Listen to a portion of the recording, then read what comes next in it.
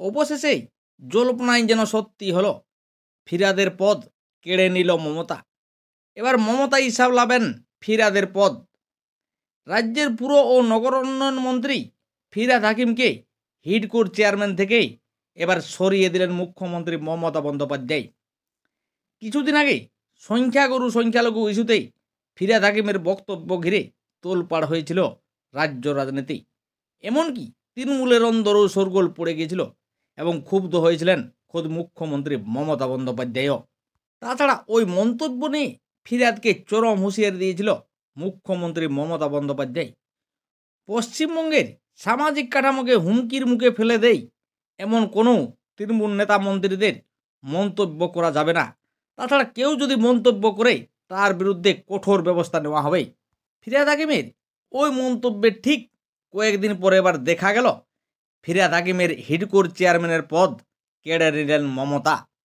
গত বৃহস্পতিবার নবান্নের মন্ত্রিসভায় একটি গুরুত্বপূর্ণ বৈঠক হয়, আর ওই বৈঠকেই সিদ্ধান্ত হয়েছে হিডকোকে পুর নগর উন্নয়ন দপ্তরের অধীনে আর রাখা হবে না। এবার আনা হবেই প্রশাসনিক সংস্কার এবং কর্মীবর্গ দপ্তরের অধীনে, যে দপ্তর রয়েছে মমতার হাতেই। এতদিন পুর ও নগর উন্নয়ন দপ্তরের মন্ত্রী হওয়ার সুবাদেই বর্তমানে হিডকোর চেয়ারম্যান পদে রয়েছেন কলকাতার মেয়র ফিরহাদ হাকিম। যেহেতু এবার হিডকো মুখ্যমন্ত্রীর অধীনে থাকা দপ্তরের হাতে চলে যাচ্ছে, তাই প্রশাসনিক রীতি মেনেই কিন্তু এবার হিডকোর প্রধান হবেন মুখ্যমন্ত্রী মমতা বন্দ্যোপাধ্যায়। তাই ফিরহাদ হাকিমকে এবার চেয়ারম্যানের পদ থেকেই সরানো হবে বলেই নবান্নের সূত্রের খবর। তবে এই যে হিডকোর দপ্তর বদল ঘটানোর সিদ্ধান্ত, শুধু প্রশাসনিক সংস্কার নাকি এর সঙ্গে জুড়ে রয়েছে ফিরহাদের ক্ষমতা খর্ব করার বিষয়, এই নিয়ে কিন্তু এবার জোর জল্পনা শুরু হয়েছে রাজনৈতিক মহলে। তবে প্রশাসনিক এবং রাজনৈতিক মহলের বক্তব্য, হিডকোতে এই রদবদলের নেপথ্যে রয়েছে কিন্তু অন্য রহস্য। মন্দির রাজনীতি।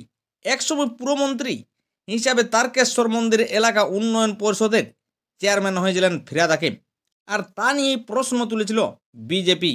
আর সে কথা কিন্তু এখনও মাথায় রয়েছে মুখ্যমন্ত্রীর। আর ইতিমধ্যেই দীঘায়ও জগন্নাথ মন্দির তৈরি হচ্ছে হিডকোর পুরোহিত্যে। আর মন্দির তৈরি হয়ে গেলে তা পরিচালনার জন্য ট্রাস্টি বোর্ড গঠন করা হবে। আর সেই সময় যদি ফিরহাদ হাকিম হিডকোর চেয়ারম্যান পদে থাকে, তাহলে সরকারি নিয়মে কিন্তু ফিরহাদকে ওই ট্রাস্টি বোর্ডের জায়গা দিতে হবে। তাতে বিজেপি যে তাদের রাজনীতি করার সুযোগ পাবে, তা মুখ্যমন্ত্রী মমতা বন্দ্যোপাধ্যায় কিন্তু হাড়ে হাড়ে জানে। যেহেতু রাজ্যে সামনে 2026-এ বিধানসভা ভোট, আর বিধানসভা ভোটে যাতে বিজেপি হাতিয়ার না পায়, আর সেটাই রুখতে চেয়েছেন এবার মুখ্যমন্ত্রী মমতা বন্দ্যোপাধ্যায়।